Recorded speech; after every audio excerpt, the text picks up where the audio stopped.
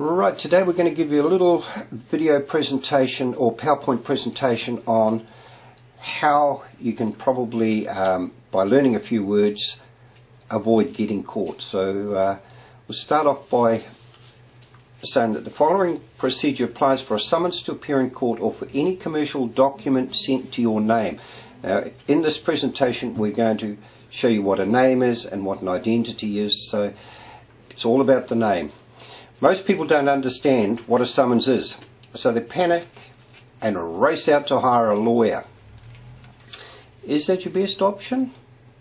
Maybe not. In most cases, lawyers are part of the game, and so you'll end up getting screwed and pay nicely for the privilege.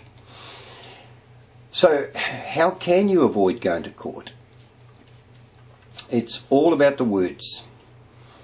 So if you learn the words, you can start to set yourself free.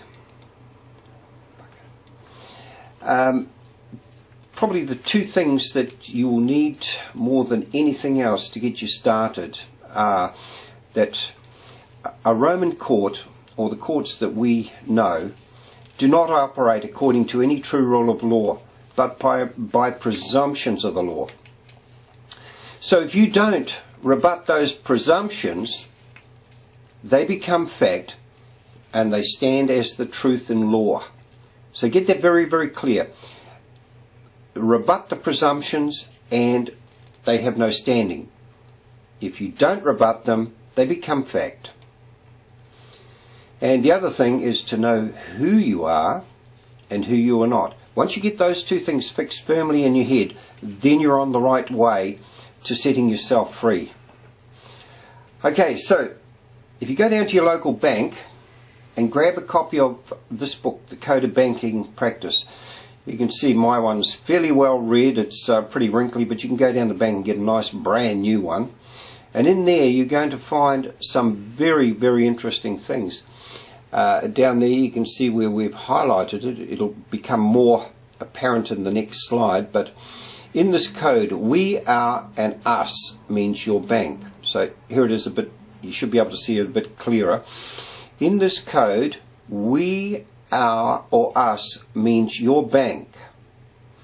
You or your means you, the customer.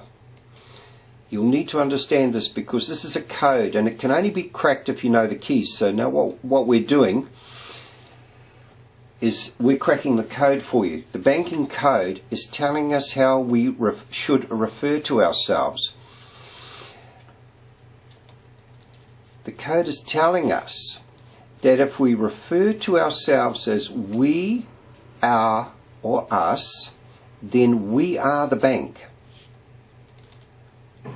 The code is also telling us that you or your means that you then become the customer. So beware, the customer is the one that always pays. Any summons, court paperwork or debt collector's letters will always be addressed to a name, but then they go on, then you'll find from then on the only part of the letter or the paperwork from the courts will be in the name, but from then on everything will be referring to you. For example, the plaintiff makes this claim against you. You are the defendant. They can never put the real person there. The only way that this happens is that you accept that you are the living man, and then they have joinder. So if you can remember this, you is the customer. You have to rebut, or we have to rebut, that we are you. Once we rebut that we are you, we're the bank or the banker, and they become the customer. So they'll go away and leave it alone. You is not your name. In fact, you is not a name. So what is a name? So if we go to Bouvier, It's one or more words used to distinguish a particular individual, such as Socrates or Benjamin Franklin. this is still from the same Bowyer Online. Go online and have a look at this. No man can have more than one Christian name. So in general, a corporation must contract and sue and be sued by its corporate name. The living man, John Henry, has only one Christian name.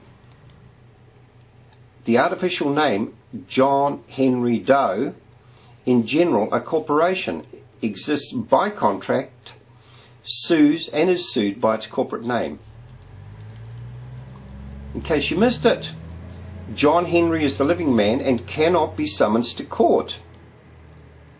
The court is where John Henry Doe, the corporation, goes to fight other corporations. So the moment that you fail to rebut, you become the corporation, John Henry Doe. Read it again. In general, a corporation must contract and sue and be sued by its corporate name. So how does the living man become a party to the contract?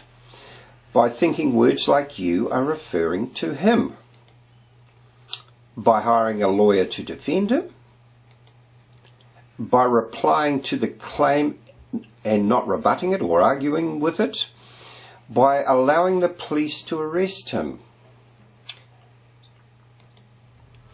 The moment that the living man, John Henry, accepts that he is you, he then becomes Doe, a corporation. Doe, being a corporation, can sue and be sued. And this is how they trick us all the time. John Henry cannot. Okay, the persons who institute actions for the recovery of their rights, and those persons against whom they are instituted, are the parties to the actions. The former are called plaintiffs and the latter defendants. Once again, this is another way that they trick the living man into believing that he is a defendant. It must be rebutted. The term parties is understood to include all persons who are directly interested in the subject matter in issue, who have right to make defence. You do not want to make defence, you want to rebut the claim that you are the defendant, that you are anything else but the living man. Or appeal to the persons not having these rights are regarded as strangers to the cause. It is of the utmost importance in bringing actions to have proper parties, for however just and meritorious the claim may be, if a mistake has been made in making wrong persons, either plaintiffs or defendants, it's telling you there, if you rebut it, then you will not become the plaintiff or the defendant. Or include many or too few persons as parties, the plaintiff may in general be defeated. Now if you go back through that and get this clear in your head, you will see the moment that you rebut it, that you are the defendant, then the plaintiff may in general be defeated. Because it tells you, including too many or too few persons, they have to get joinder between John Henry and Doe the corporation. Once you give them that joinder by not rebutting it, it then is a fact of law. It will take a little while to get this sorted clear in your head, but if you read this over and over, you will see it. So how does the living man settle his differences? The good book tells us in Matthew 5:25, agree with thine adversary quickly, whilst thou art in the way with him, lest at any time the adversary deliver thee to the judge, and the judge deliver thee to the officer, and thou be cast into prison. So rebut it quickly and do it in private. Never go to court. Only corporations go to court. So rebut it quickly. Send the paperwork straight back to the person who served it on you, rebutting that you are the defendant. Put simply, we reply to the bent copper in his private capacity.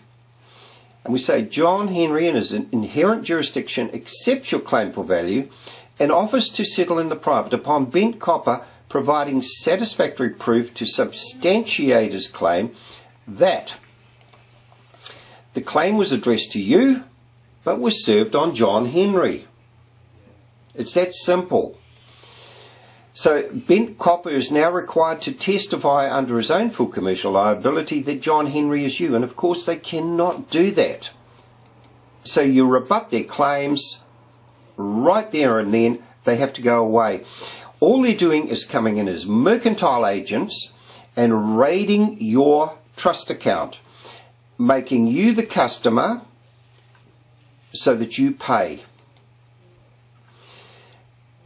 But if you go and check your own paperwork, you'll find that the birth certificate warns you this certificate is not evidence of the identity of the person presenting it. Now get this very clear. You'll find that anyone in the military or in the police force, they do not have names, they have identities. So if you ask for their name, they will give you a number. So I'm just going to give you a little clue here. You want an identity, give them your birth certificate number. That's your identity. The birth certificate cannot prove the identity, but the number can. So do we use it? Why do we use it to verify our identity? As it confirms our name, not our identity. Every time they ask you for your birth certificate so that you can get a driver's license or a bank account or anything like that, say, look, that doesn't prove my identity. It only proves my name. Therefore, if we continue to use our name, we will continue being the customer and not the bank. I know what I'd rather be. I want to be the bank.